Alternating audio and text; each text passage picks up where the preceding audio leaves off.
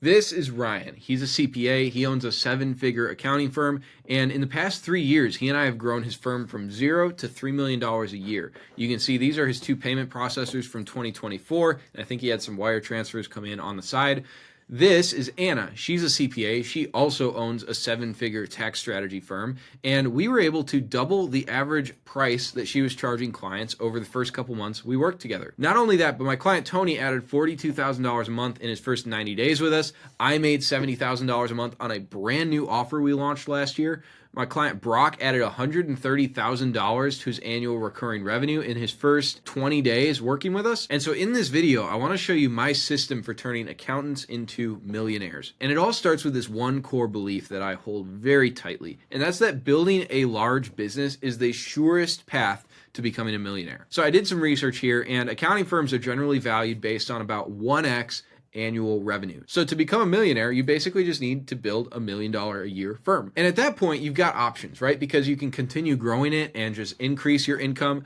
You can take all the profit from that firm and invest it into other assets that also build your net worth. Or you can go sell to another firm or to private equity and invest that big lump sum into other assets. But whatever route you go, you're now a millionaire. And so in this video, I want to show you my system for growing accounting firms. So we're going to walk through three things here. So number one, we're going to talk about how to attract ideal clients who are operationally easy to serve.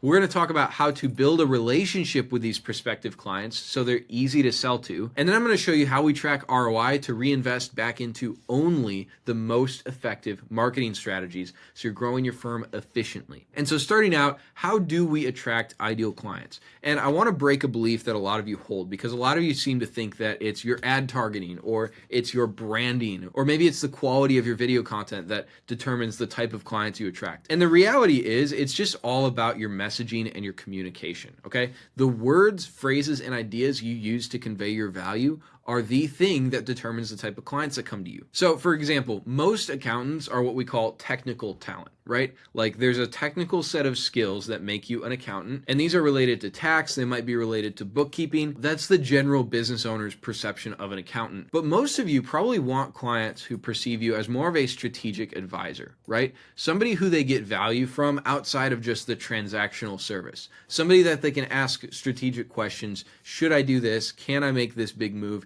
Is this wise at this time given my, overall financial situation? And so how do we bridge this gap between technical talent versus strategic advisor? And again, this all comes down to your messaging and understanding what your ideal client really wants. So they aren't looking for a tax strategist. They're not looking for a fractional CFO. They're not looking even for an industry-specific bookkeeper. All they know is that they've got this set of problems that holds them back, and they have this ideal outcome over here that they're trying to achieve, and these problems are keeping them from achieving this or making it slower or more painful to achieve their dreams. So I'll give you an example here, right? So my client Ray, he's a fractional CFO, and his background is actually really, really impressive. So he used to work in private equity for a lot of years. And to be honest, he's probably qualified to be like the in-house CFO for like a 9-figure company or maybe $1 billion company. I don't really know what once you get up into that range, but he specializes in his business, his CFO firm. He specializes in working with businesses that are between $2 and $10 million a year. But he didn't really know how to attract the right people to be able to sell this service. Really, his only traffic was just word of mouth and referrals. And so we came in, and at that time he was using tax strategy as like his way in. So he'd be like, hey, let me help you save 6 figures on taxes, and maybe then you'll see the value in bringing me in for fractional CFO services. But the problem we found is that tax strategy doesn't translate super directly into a CFO service, right? Like they're both under kind of the accounting umbrella, but the set of problems that cause you to need a fractional CFO are a different set of problems than the set of problems that cause you to need a tax strategist. The people looking for tax savings aren't the same people that Ray is best equipped to handle as a fractional CFO. And so what we did was we analyzed his most successful clients, and we basically spent like 2 hours just interrogating Ray to understand everything we could possibly understand about his business, and we started to realize what he was missing. You see, his ideal client is typically looking at some kind of big move in their business. So they're thinking about opening another location, they're thinking about buying a building, they're thinking about entering a season of like really aggressive expansion and growth, but they often don't know how to navigate this big move. In that $2 to $10 million range, it's like you're now a big business, but you don't have any experience being a big business. You're new to this. You don't know what it is that big businesses do that's different from kind of the scrappy methods that small businesses use, the scrappy methods that you're used to, the things that got you to where you are today. But when you're doing $5 million a year in revenue and you're trying to open up another location in a different state, this is a very different type of problem from what you're typically used to solving. And so that's where Ray comes in.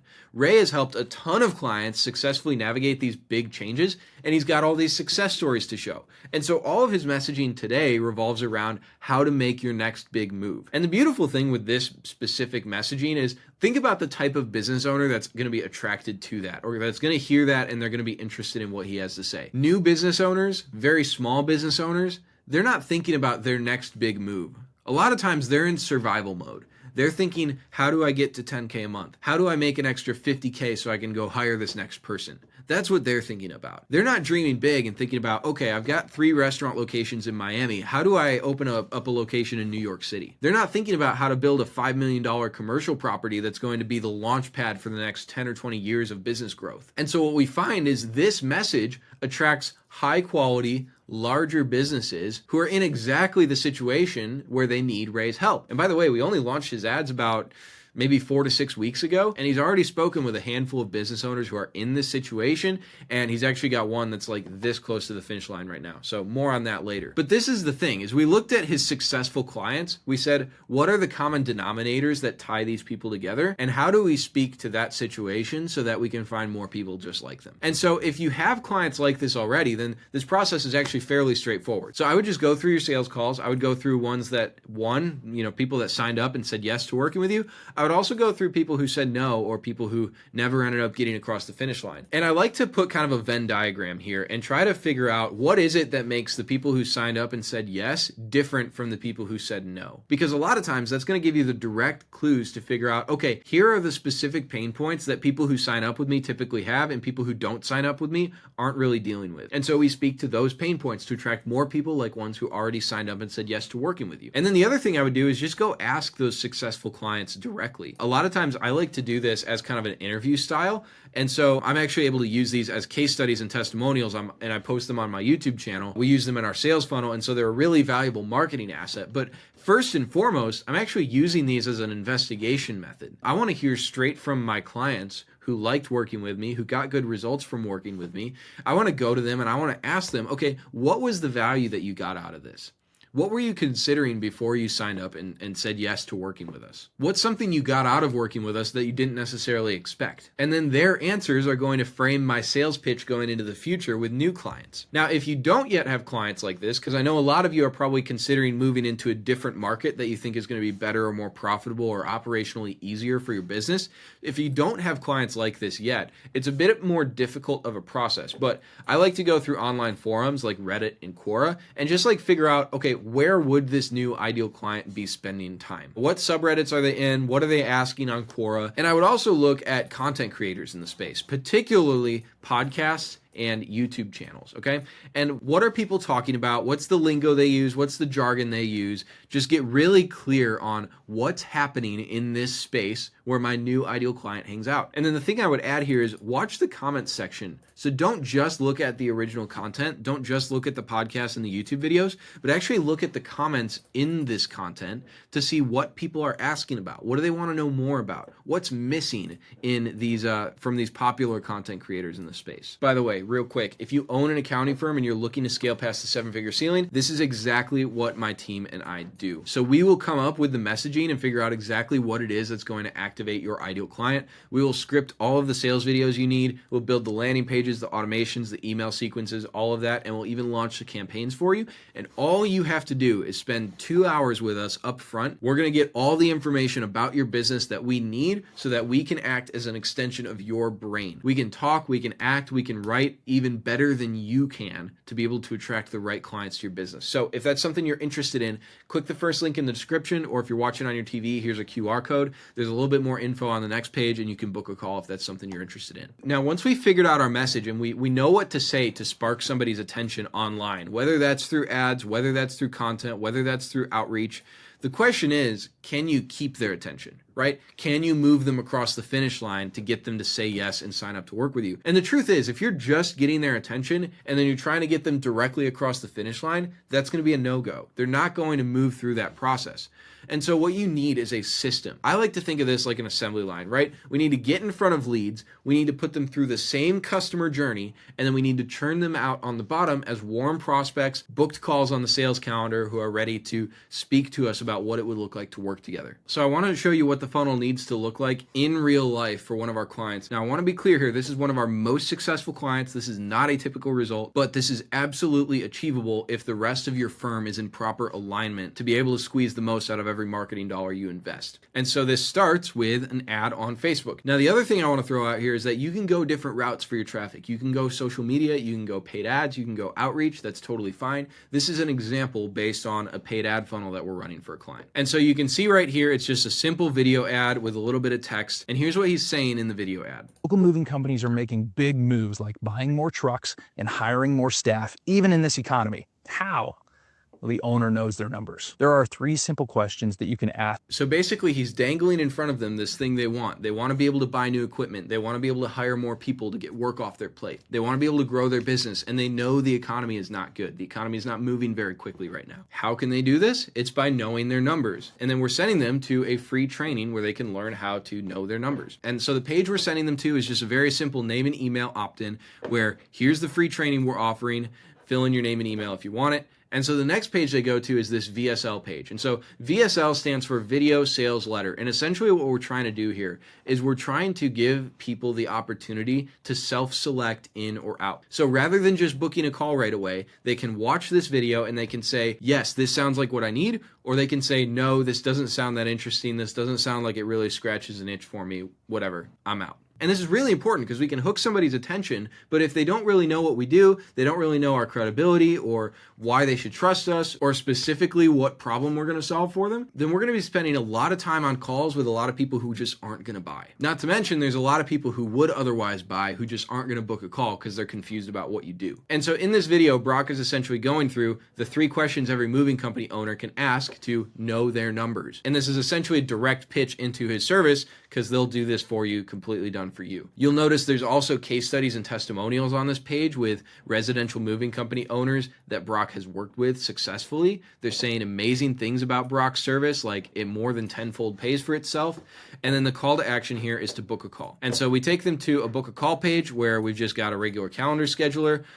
Brock's calendar is absolutely packed right now. This is what I'm talking about actually when I say Brock is one of our most successful clients, because he's literally got so many calls on his calendar, he cannot handle all of the volume. He spent something like $5,000 on ads in his first month, and that turned into about an extra $130,000 of revenue over the next 12 months. So we're letting the ad funnel run its course. He's working on internal systems. We'll be scaling again in a few months here. But once they book a call, we're going to take them to this confirmation page. And this is really important because we want to set the frame properly for the call. Realistically, to get them to book a call, we want to tell them the least amount of stuff we can tell them in order to get them to book a call. So the video sales letter is like a 5 or a 10 minute video, and then it's like, hey, book a call. Once they book, they're in kind of a frame of mind where they would consider just binging a ton of content from us. And so we've got this confirmation video that's just 45 seconds long. Just real quick, here's what to do to make sure the calendar invite ends up on your calendar. Confirm your appointment. Tell us a little bit about your current accounting system to help us give you accurate pricing. And then right here, this is really cool. See what our financial reports look like. So Brock has a very productized service, and so we're able to show people exactly what the financial reports that they would get each month will look like. We're able to show them how they can use these reports to make more profit in their moving company. And then of course we've got these case studies and testimonials here because realistically, people are not going to watch all of these all the way through before they book a call. They might watch a couple seconds of them. They might just see the fact that we have them, and that itself establishes credibility. But now, once they've booked, they're much more likely to go through and like actually just have this on in another tab and listen to it while they're doing something else. And so this is the front end. This is what the customer sees. But I want to show you the back end of what you see and the way that we actually track this on the back end, because this is really important here. So you can see this is Brock's CRM. We're using Go High Level for his CRM. If you use GHL, you've probably seen this screen before, but we've got a couple of data points here that are helpful. So you can see obviously like how much new money he's got sitting in his sales pipeline. We can see how much of that he's closed in new deals. That's all amazing. I mean, honestly, these are incredible numbers that we're seeing here. But the really important thing is this opportunity pipeline, okay? So this is Brock's sales pipeline, and you can see it's a little bit dry right now because, again, he just doesn't have time for new deals. He's raking in the money on the front end, and now he's got a ton of customers to onboard, and he needs to hire new staff to support this, which is an amazing problem to have. And so we've got people in this lead stage where all they've done so far is they've just put in their name and email to get this free training. They haven't actually signified intent to possibly work with us. Then we've got this application stage where they filled out an application, but they didn't necessarily book a call. A lot of times what happens here is people will fill out an application, they'll give us a little bit of info about their business, they're interested in working with us, but like there's just not a time on the calendar that works for them, or they got distracted, or they had to go fix, some problem in their business. And so this is just kind of an easy way to keep track of these people so we can reach back out to them and make sure that they do end up booking a call. We do have a column for unqualified applications here, where if somebody's too small of a business or too new, or they're not in a niche that we serve, we can leave them here so that if there's some kind of like lower level offer we come up with later, we could always come back to them and let them know about that. Then of course, booked call and confirmed. So booked call just means that they booked a call, they're on our sales calendar, they're going to speak with us soon. And confirmed is just the next step above that, where they actually responded yes to like the text message confirmation we send after the call, okay? These are important because if they do respond to that text, statistically, they're like 99% likely to actually show up on the call with us. So you can kind of think of this as like they're virtually guaranteed to show up, and this is like, maybe they show up, maybe they don't. No show. So if somebody were to not show up, let's say, Vanessa here doesn't show, we would drag her to this column. Again, this is just a list of people to keep in touch with and to try to get them to schedule back in for another time on the calendar. And then finally, show/follow-up. And so these, for any of these that aren't, so all of these are open opportunities. So for any of these who haven't said yes, basically, to working with us, they haven't signed up yet, we just need to keep following up until they either sign up or say, no, leave me alone, I never want to hear from you again. And the sales pipeline is really important because at its peak, before Brock got just completely overwhelmed with new business, he was talking to, it looks like about 30 people every single month. This is the month of January. This is all the appointments he had. And so that's a lot of leads to keep track of, right? And so we need to make sure that we're keeping track. We're not letting them fall through the cracks, because if we're letting them fall through the cracks, then that's literally money, time, and effort we're investing into marketing that we're now wasting in the sales process simply because we're not organized. Now, the other really important element of this is just some of the back-end automations. And so one that I find to be particularly important is something I call new lead book a call. So this is an email sequence that goes out. Let's say somebody signs up for the free training, right? They land on this page, they put in their name and email, they watch the video, and then, I don't know, their Uber ride is over and they're at the place they're trying to get to, or they get up to the front of the line and it's time to order their food, or their wife calls from another room, or they get a text message. There's a million things that could happen where they might be a good lead, they might be interested in working with Brock, they might be in the position to work with Brock, but they just don't get to the next step. Right? And so we want to keep in touch with them. We want to stay top of mind. And so this email sequence keeps us in touch with them for the next 10 days. You can say it goes up to day 9, but we've also got a day 0. That's just on a different automation here. But we're sending them valuable information that they would want to consume to their email inbox. And the beautiful thing about this is, think about the times you're on social media versus the times you're checking your email, right? So like when you're on social media, you're like in the bathroom, you're in line, you're killing time while you're driving somewhere. Hopefully not actually driving. Hopefully you're riding. The times when you're checking your email though, you're generally at your desk. You're generally in a more focused frame of mind. You're generally in work mode, so to speak. And so you're less in like that lizard brain and more in like your human brain or whatever you want to call it, right? And so by sending people this information here, we're trying to build Brock's authority. We're trying to show them the deliverables that they can potentially get by working with Brock. We're going to show them case studies and testimonials of clients who have had a really great experience working with Brock, tell them a little bit about his story and background so they can kind of like get to know him on a personal level. and then we're going to pitch them calls to action to go ahead and book a call. And so this just allows us to keep in touch with those people who take a little bit longer to make a decision, because the reality is some people just aren't going to make a decision right away. They're going to see something from you the first time. They're going to think, oh, this sounds great, but they're still not going to book a call because they're just that analytical type. They just want more information, or they just need time before they're going to actually make a decision to speak with you on a call. And that's okay. Like, that's one of the 4 buyer types, and we need to be able to cater to that. And that's where this email sequencing comes into play. If you have a podcast or a YouTube channel, or you create content of any sort, we can send that to these people to, again, just keep building value, keep building trust, make them feel like they've known us for longer than just a day or two. Make them feel like they've known us for longer than just the 30 seconds they were watching our ad. And ultimately get more of them across that finish line of saying yes to work with us. Now, there's a lot of other automations that go into this system, basically just keeping the sales pipeline moving forward and moving people forward through the customer journey, just like I already showed you. But this is really the important stuff, and frankly, I don't want to bore you any more than I already have. And so the last thing I want to cover in this video is just how do we track ROI on our marketing, and how do we reinvest back into marketing efficiently? Because I want to make sure if we have any additional money we're going to put into this, we want to put that into the most efficient and the most effective marketing activities we possibly can. So there's 3 main metrics that we track, and I'm going to walk you through each one here, but these are ROAS, CAC by source, and LTGP to CAC. So first off, ROAS. This one's probably the most simple, and you've probably heard this before, but this is just new revenue divided by ad spend, right? So for example, let's say this month I made $30,000 from my Facebook ads, and I spent $5,000 to make that $30,000. That's new revenue of $30,000 divided by ad spend of $5,000. 6, right? Okay, so that's a really healthy ROAS. 6, it's great, especially if that's a front end and you've got additional stuff that people can buy long term or down the road. And this is a great short term measure of how scalable your ads funnel is, right? So if I'm spending $5,000 a month and I'm only getting $5,000 in new revenue right up front, then that's kind of tough to scale, right? Because I'm coming out of pocket for any increase in ad spend. If I'm going to spend $7,000 next month on ads, well, I'm coming out of pocket $2,000, and I'm only going to make that money back 30 days later. Versus if I'm spending $5,000 a month and I'm getting $30,000 in new revenue, I could go spend 15 grand next month and I'm not coming out of pocket for it at all,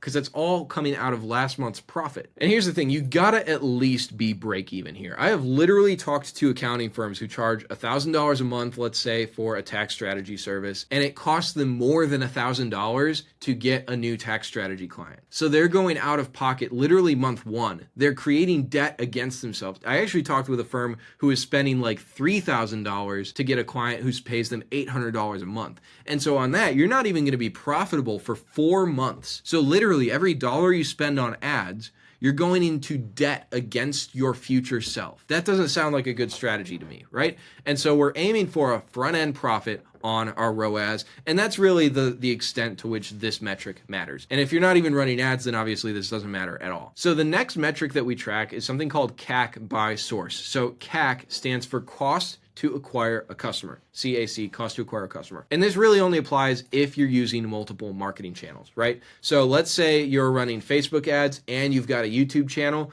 We need to track your cost to acquire a customer from each of these sources. And so this way we can divest from a more ineffective source and we can reinvest that money back into a more effective source. So I'll give you an example here to illustrate this, right? So I've got Facebook ads, and let's say I'm spending $5,000 a month on Facebook ads, and that makes me $20,000 a month in new revenue, right? So 5K to 20K. So that's like a 4x ROAS. That's not bad, right?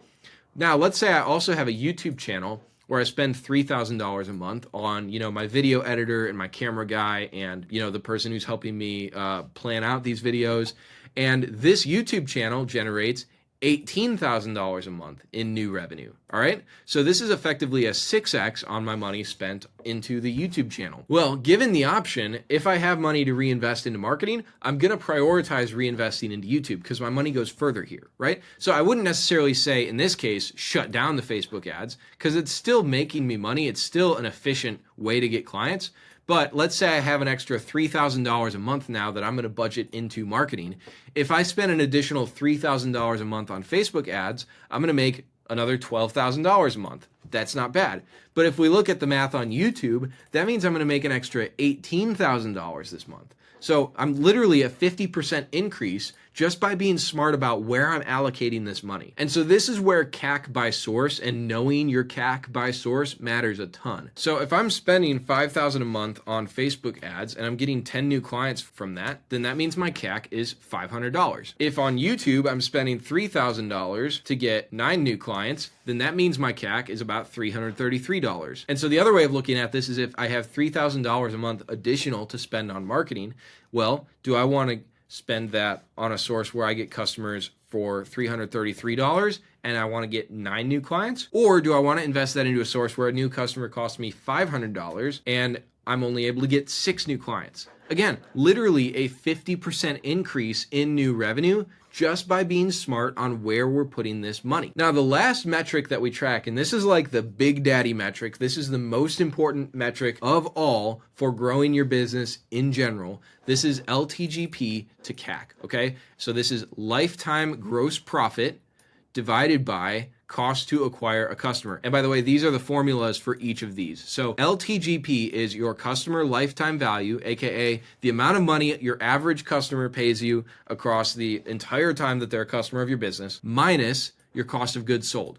Okay, so a really simple example, let's say your bookkeeping service is $1,000 a month, your average client sticks around 2 years, and it costs you $300 a month to deliver on that service. So your LTGP is going to be customer lifetime value of 1,000 times 24 months, which equals, of course, 24,000, minus your cost to deliver per month times 24 months. And I'll need a calculator for that one. So 300 times 24, so that's 7,200. And so your lifetime gross profit is 24,000 minus 7,200.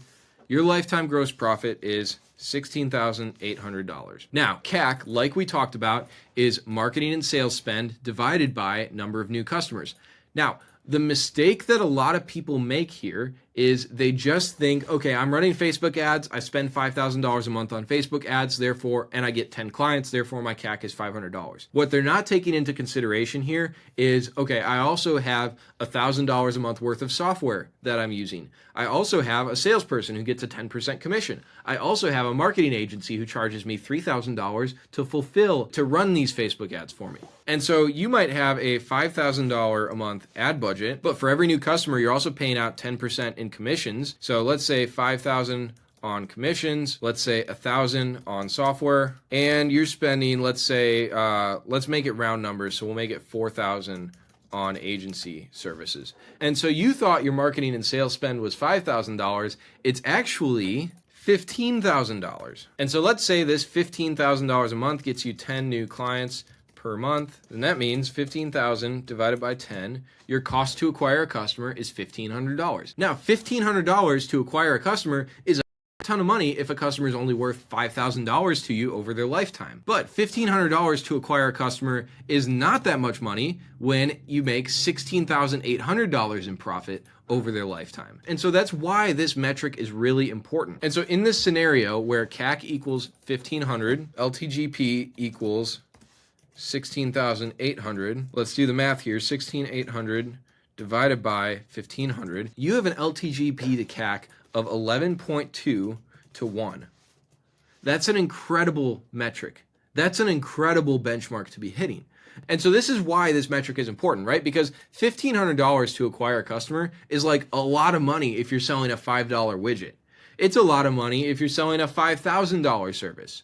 But because we know, hey, our average customer makes us almost $17,000 in profit, $1,500 is a great cost to acquire a customer. I could double that and I'd still be in good shape. And so this is a really good long-term measure of how scalable your business is, right? Like the higher the ratio, the more you just need to pump growth as fast as humanly possible, right? The more you make per client, the more you can afford to spend on marketing. The more you can afford to spend on marketing, the harder it's going to be for your competition to keep up with you. And so keeping that in mind, the long-term game here is really just getting your CAC, getting your cost to acquire a customer to a number that's respectable. 1,500 is great. If it was 2,000, that'd be fine. If it was 3,000, that'd probably still be fine. And once our CAC is like okay, then we just want to spend 100% of our time, effort, and resources on increasing customer LTV, increasing the amount of time the customer sticks around with us, increasing the amount of money we make over the course of that time with us, and increasing the margin on that time, right? So making as much profit for as long a time as possible. I like to think of it as kind of the argument in personal finance of like budgeting versus making more money. Like you can only budget your way to spending $0 a month. And so if you make $1,000 a month and you spend zero and somehow live on nothing, then you're stacking $1,000 a month, which is not that much. That doesn't make you a millionaire. Like it would still take you 1,000 months or 83 years to become a millionaire that way, spending $0 and just stacking away your $1,000 a month. But theoretically, you can make an infinite amount of money. There's no cap. And so you'd be in a much better position if you just spend $5,000 a month and live on 60 grand like the average American, but you make $10,000 a month. And so you have that split of $5,000 to go invest and you become a millionaire 5 times faster. Or maybe you spend $7,000 a month, but you make $20,000. And so you become a millionaire. What's that? Like 13 times faster. It's the same argument here with CAC versus LTV, right? We want to get our CAC to a reasonable number. That's your budget every month. That's how much you're spending every month. And we want to focus our efforts on making as much as possible because there's unlimited upside on that. Hey, if you like this video, you're definitely going to like this one. Go check it out and I'll see you over there.